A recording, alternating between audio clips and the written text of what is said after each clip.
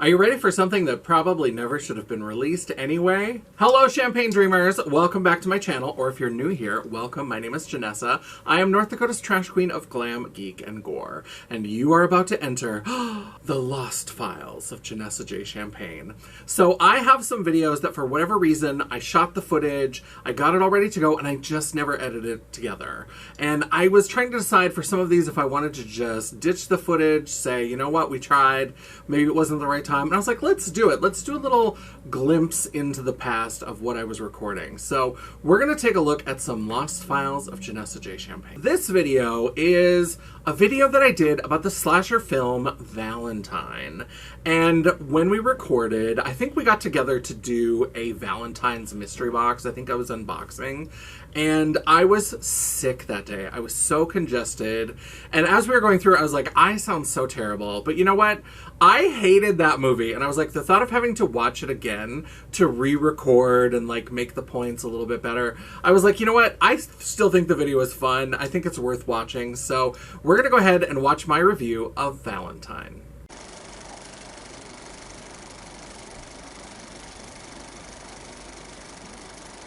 Roses are red, mold is black. The time spent watching Valentine, you'll never get back. Hello, Champagne Nightmares. Welcome back to my channel. I'm your girl, Miss Jaye, the trash queen of glam, geek, and gore. And for today's video, we're going to be talking about the 2001 slasher movie, Valentine.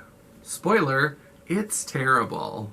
So this is one that I wasn't sure I was ever going to make a video on, but I thought, 'tis the season, Single Awareness Day is right around the corner, and by the time I get this edited, might have already passed, let's be real. But I thought, you know what, let's go ahead and talk about it. It's a fun Valentine's themed horror film, and it's got some interesting people in it. There are some people that were kind of at the beginning of their careers. Katherine Heigl is in this movie. Marley Shelton, who also appears in Uptown Girls with Brittany Murphy. She's been in the Scream movies. So there's some fun people. And of course, David Boreanaz, who was from Buffy and Angel. He was at the peak of his like sexy, sexy time. So he is in this movie. And it's kind of interesting, but it's got some interesting kills. It's got kind of a mediocre premise. And it's got a whole lot of fat phobia. So if you want to find out more about this film and why you probably don't need to watch it and just watch this video instead, then stick around because we're getting into it right now.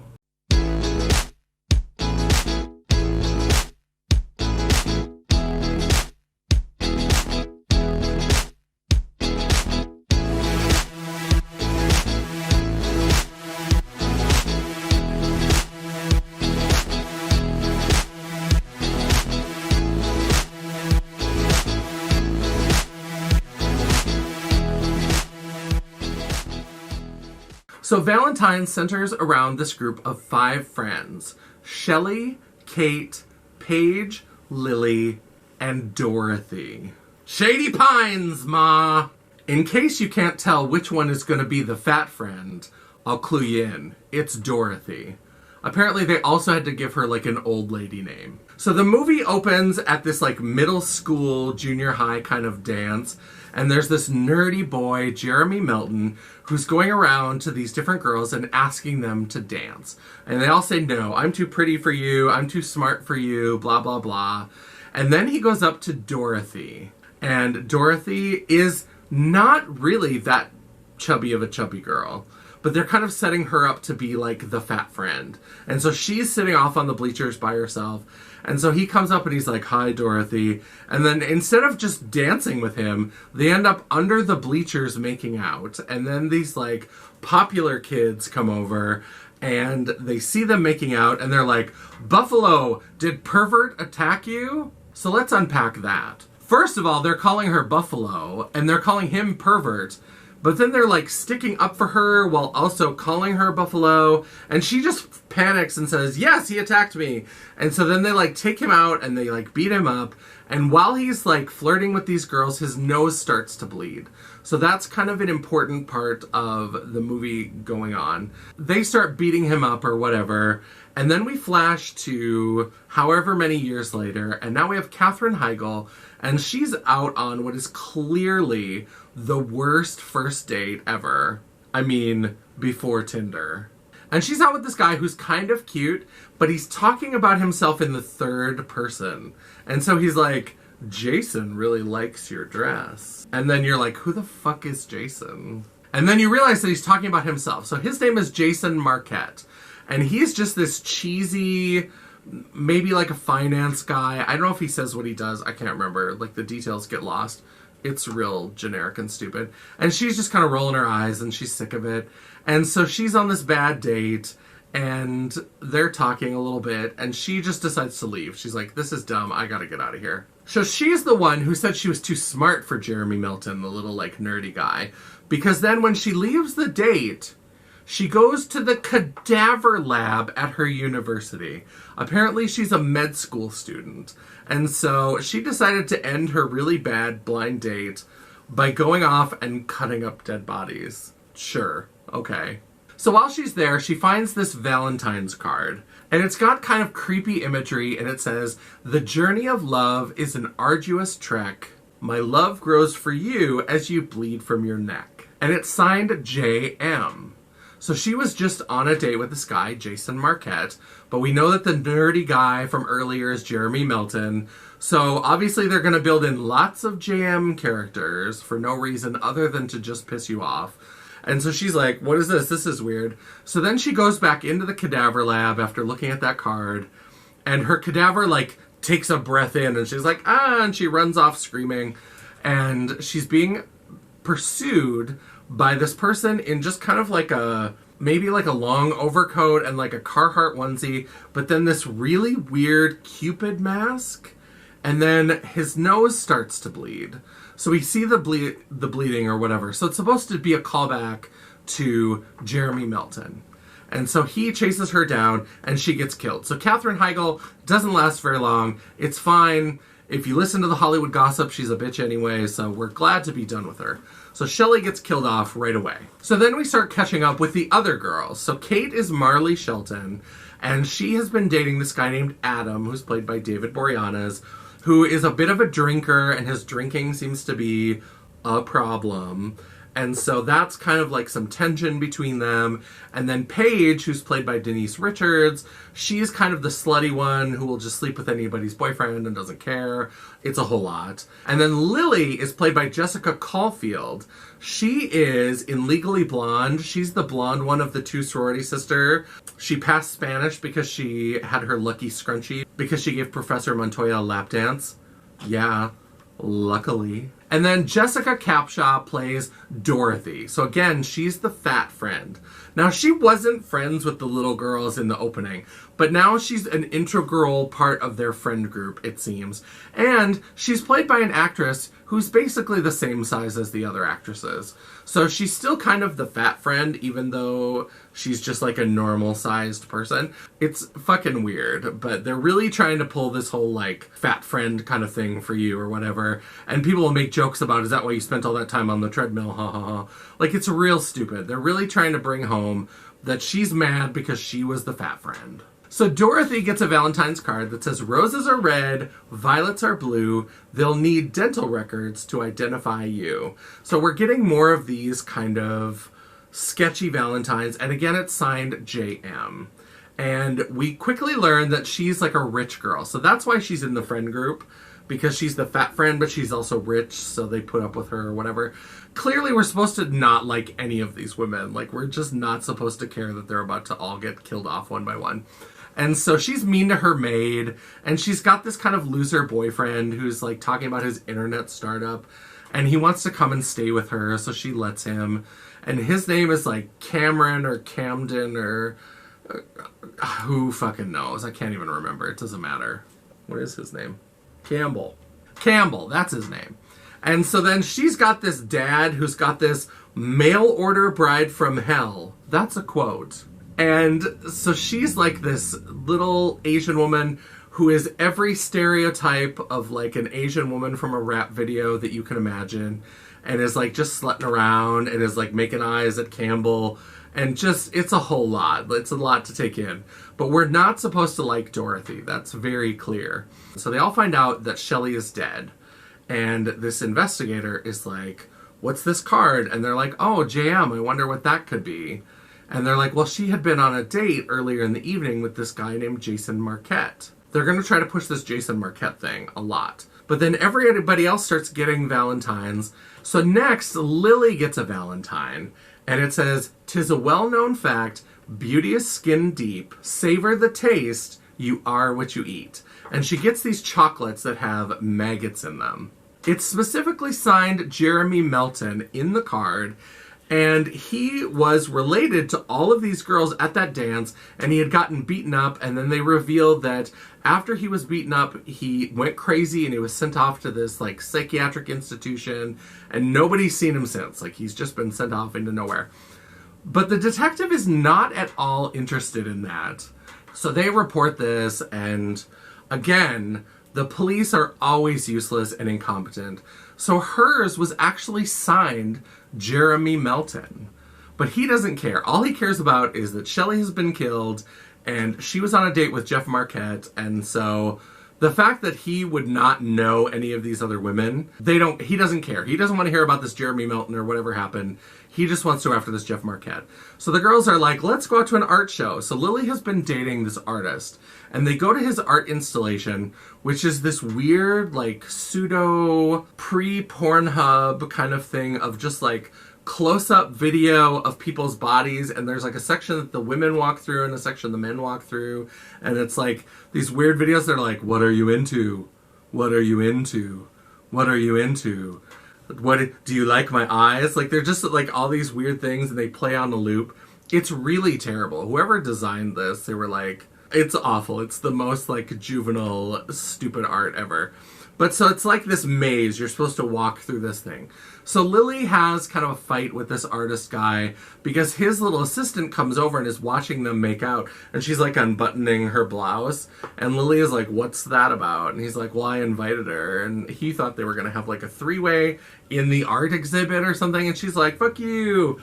And the other women see this Jason Marquette. So like he is staring at one of them and he looks like, threatening. Which makes no sense because, number one, they don't know who Jason Marquette is. They never met him. Shelley was just on like a blind date with him, like a first date. So why would they know who Jason Marquette is? And why would he know who they are? And so he's just like staring at them angrily, but he doesn't know who they are. He went out on this date with her and was there for like 20 minutes. It makes no sense, but he's there and then he disappears. So then he's this like red herring that is, they're trying to make it happen and it's just not happening.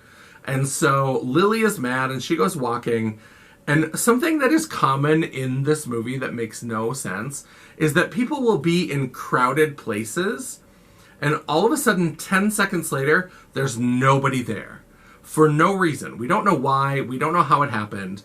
But so this art exhibit, it was like an art opening. There's a ton of people, and so they're all walking around. And there's all these people. All of a sudden, Lily is like by herself. She got lost in the art exhibit. It's so stupid. And then all of a sudden, the like Cupid guy with the bloody nose shows up, and he's got a bow and arrow, a little on the nose. And he shoots her with the arrows, and she just happens to go through this door and fall down into a dumpster. Now, luckily, they had established that she was going to LA the next morning. So she falls down into this dumpster. And then she's just dead, but nobody knows that she's dead because they think she's off in LA and she's dead in a dumpster or whatever, and nobody cares. And it's not going to get any better from there, I promise. So now, when they meet with the cop after this has all happened and they're trying to figure out what's going on, and they're still trying to figure out what happened with Shelley, he shows them a sympathy card that was sent to the funeral that's signed Jeremy Melton. So again, we've got these Valentines that are coming that are signed JM. Shelley, who is dead, got a Valentine. Lily, who had gotten the chocolate with maggots, and they don't know that she's dead, but still, Now we've seen that she's dead. She got a Valentine signed JM. The sympathy card was signed Jeremy Melton. And the cop just outright dismisses it. He's like, some guy that you teased in 6th grade is probably not worth checking into. Except that he signed the fucking card with his name. Why are you so hell-bent on it's this guy that Shelley went on a blind date with once, that doesn't even know her friend group, as opposed to the person whose name is on the card, who has an established relationship with all of them? I don't understand why I'm a better police officer than every police officer in a horror movie. It makes no sense. So Lily is telling her boyfriend, David Boreanaz, Adam, his name is Adam Carr, so she's telling him about what's going on. Meanwhile, we see that the killer is in Lily's apartment. So we think that Lily is up there, but they're doing this weird thing where things are happening in different places at different times. And so we see the killer in Lily's apartment, and she had been there earlier. And he picks up an iron, and he goes into her bedroom, and instead of Lily, it's her weird neighbor, Gary. So earlier, she had gone and gotten on the elevator, and she sees this weird neighbor named Gary, who he always says things in like a rhyme. And so he'd be like, we should go on a date, Kate. And like always making these weird rhymes. It's so stupid. It's so stupid. But he's there, and he's like trying on Kate's underwear and like digging around in her lingerie drawer. It's a whole lot. So he kills the neighbor with an iron. So that guy exists only just to be creepy and get killed off, just so we have more blood in this movie, I guess. So then Lily comes home, and Adam is coming out of her apartment. So we've just seen Gary, the neighbor, get killed by the hot iron from the Cupid. And then Lily is coming home. So now we know that she's not at home. She's like coming home. And Adam is coming out the door, but then he pretends like he was just there to see her, and it's this whole thing. So we're kind of getting the sense that maybe there's something going on with Adam, because we know he's a drinker, we know he's a little bit unstable, and so he's kind of our best option as like the potential killer. So now Detective Vaughn calls and lets them know that he's picked up Marquette. So he's like, I got him. And everybody's like, okay, that's fine. We don't know who this guy is anyway, so good for you. And so then we go back to Dorothy's house. So Dorothy is going to have sex with her boyfriend Campbell, and then he like can't get it up. And again, it's trying to reinforce the fact that she's somehow like ugly or unattractive. And we're supposed to know that he's just using her for her money and for her connections. Again, she just looks like the other girls. She just looks like the other women in this movie. She's not, like, unattractive. She's just another blonde woman in this friend group of mostly blonde women. But for some reason, we're supposed to know that, like, he can't get it up because she's, like, not that attractive. And so then she's like, it's okay, it happens to everybody. Something happens with the water heater, and so he goes down to relight the pilot light. And then the Cupid killer is just in Dorothy's basement, just waiting for somebody to come down. I mean, it's this mansion. The rich people, I mean, I don't know if they understand how rich people work. Usually the rich people are not doing a lot of their own labor, if you know what I mean. But he's just like waiting in the basement, and then Campbell comes down to relight the pilot light, and so he just like kills him. So Campbell's dead. It's this whole thing. It's so dumb. So Dorothy is having this big party. She wants to have a big party at her house. I don't know why. She is like trying to prove that she's popular, that she's fun, whatever it is. She's just like, I'm gonna have a party. So she's having this party, and people are coming in and out, and she can't find Campbell, and it's supposed to be a Valentine's party, and she's all sad that she's alone. And then there's always these like little like sort of cracks about, again, that maybe like she's the fat friend, and she like gets mad at her friends of like, oh, because I'm just the fat girl or whatever. So there's all this weird like fat phobia about Dorothy that makes no sense, because again, she's just played by a regular woman. She's just played by a woman who's not what you would consider a fat woman at all. But it just goes back to that over and over again, and they even give her like the old lady name, and it's this whole thing. So this party is going on, and at the art exhibit, there had been this woman who came up to Dorothy and Campbell and was yelling at them about how he had like stolen money from her for his startup. And she's just like, he's just using you for your money, blah, blah, blah. And again, it was a chance for them to make these cracks about how, why would he deign to be with, like, the fat girl unless he was using her for her money? And now Campbell, because he's dead with an axe in the back in the basement, like, hasn't shown up to the party. So she's like, it's true, he was just with me for my money because he did...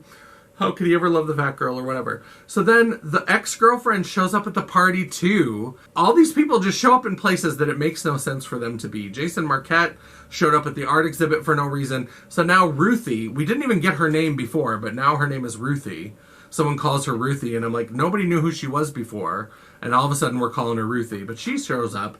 She gets killed in the basement, and so she's down there. She, like, stole Campbell's watch. She, like, snuck into his bedroom and then ended up wandering down into this basement area. Everybody gets killed in the basement.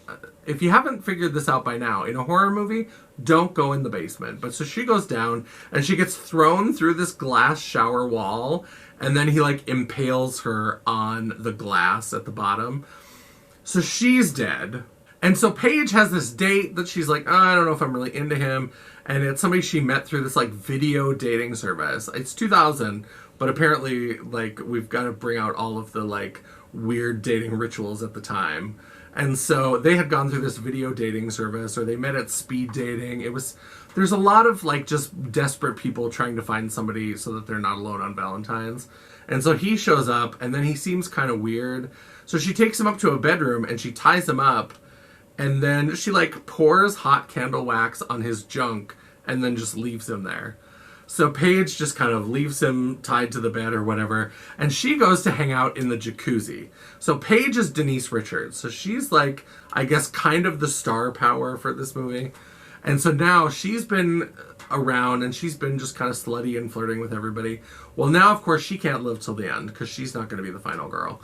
So she's in the jacuzzi and the Cupid killer shows up again. And, like, somehow flips the top over the jacuzzi and, like, bolts it down, has this latch on it, and then he takes this, like, power drill and is drilling through the top at her, but there's air. There's, like, room between where the water ends, so she can see him come in and moves out of the way, and he hits her once, like, grazes her with the thing. And then he just, like, opens up the bottom, he, like, unlatches it, opens up the bottom of the cover, and throws in a plugged-in electric drill to electrocute her.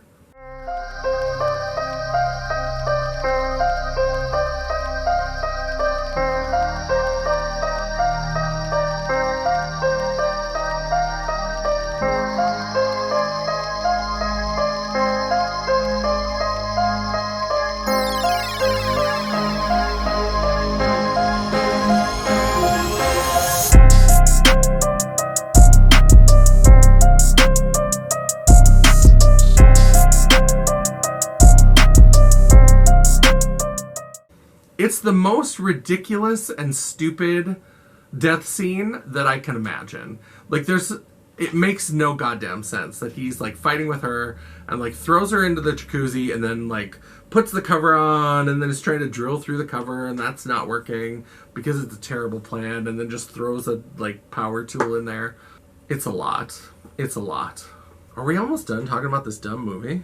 So when the killer throws the power tool into the jacuzzi, that blows a fuse and the power goes out and the party is kind of over. So people are filing out. There's still people around. It's just, as has been typical of this whole movie, when somebody needs to get killed, then there just, like, is conveniently nobody around. But most of the partygoers are leaving and everybody's trying to file out and whatever. So Kate and Dorothy run into each other and they start accusing each other's boyfriends of being the source of the problem. So Dorothy is saying that Adam is probably behind everything, and she's saying, well, what about Campbell? It could be Campbell. And they're, like, fighting for no reason. And then, again, Dorothy goes into this whole thing about how nobody really likes her. They only put up with her because she's rich, because she's the fat friend. And it's just, seriously, they're, like, obsessed with making her out to be the, like, put-upon fat friend. It's really, really problematic. It's really insulting. And so they have this fight and then they go off. So Kate goes out to the courtyard. She's going to call Detective Vaughn. So she calls and she hears his phone ringing. So there's a phone ringing out in the courtyard.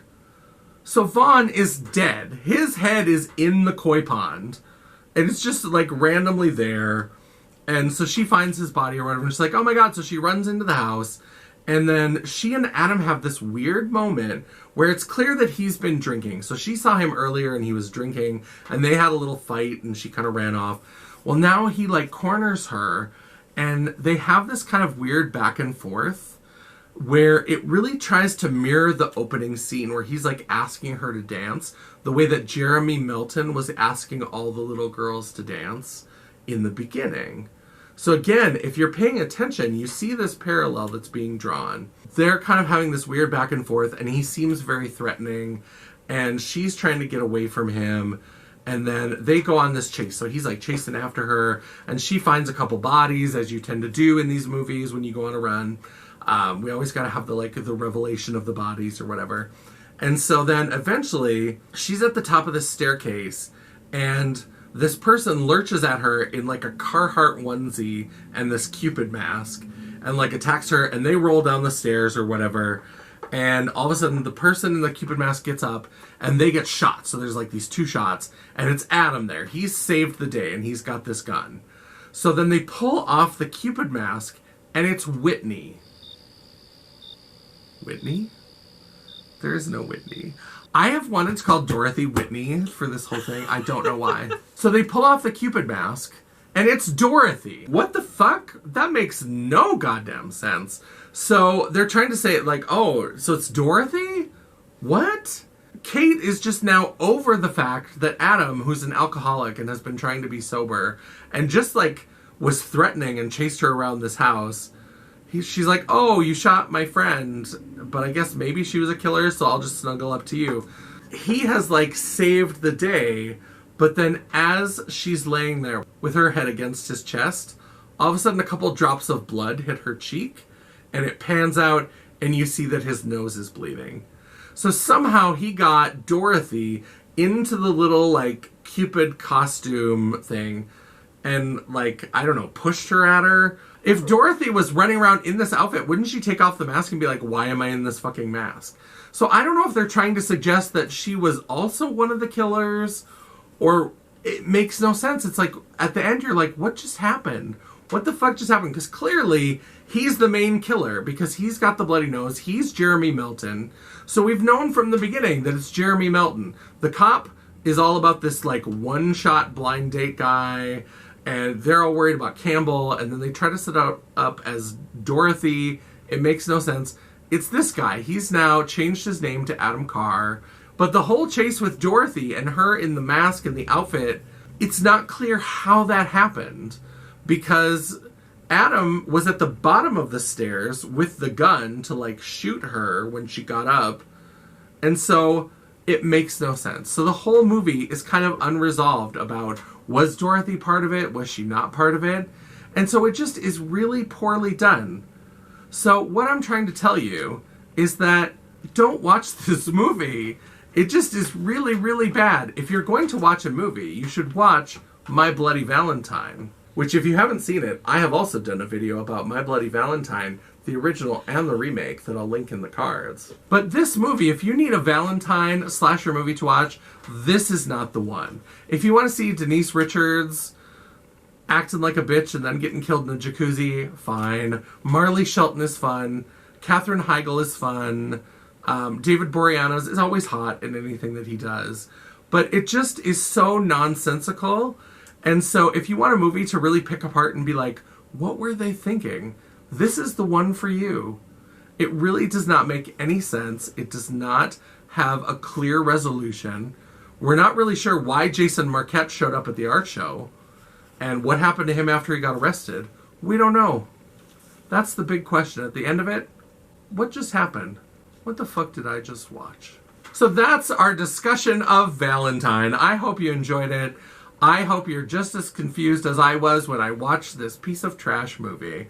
Let me know down in the comments what you thought. If you've seen the movie and you have any other interpretations, let me know. I am so fascinated by this movie because it's just so weird. It's so weird. And it just doesn't make any sense.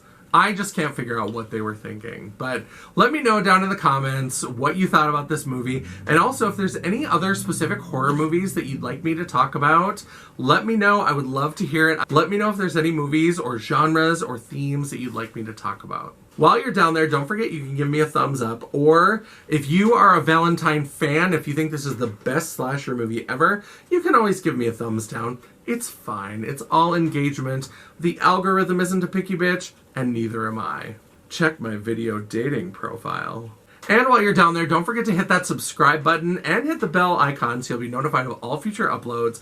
I try really hard to get at least one video out a week, and sometimes, if you're lucky, I'll even have a bonus video for you.